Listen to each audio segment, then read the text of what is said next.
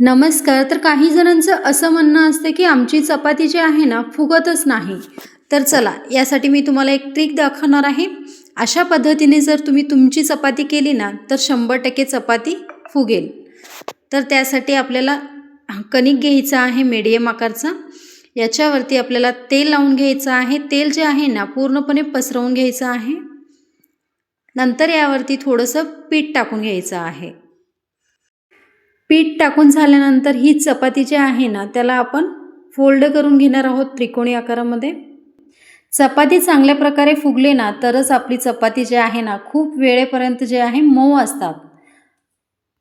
आता आपल्याला व्यवस्थित फोल्ड करून घ्यायचं आहे. कुठेही हवा जाता येऊ नये अशा प्रकारे आपल्याला फोल्ड करून घ्यायचं आहे.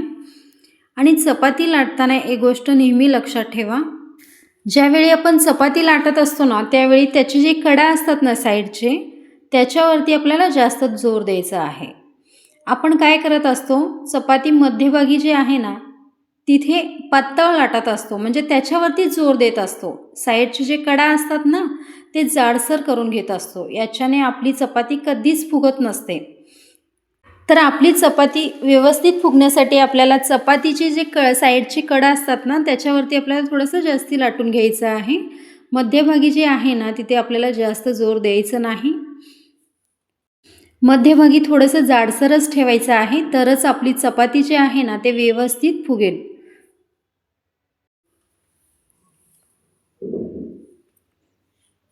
तर आपली चपाती तयार झालेली आहे. चला ही चपाती भाजून घेऊयात.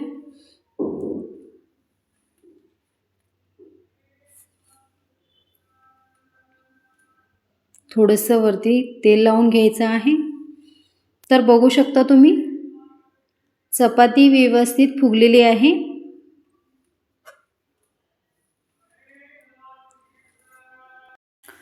तर अशाच प्रकारे मी सर्व चपाती तयार करून घेणार आहे.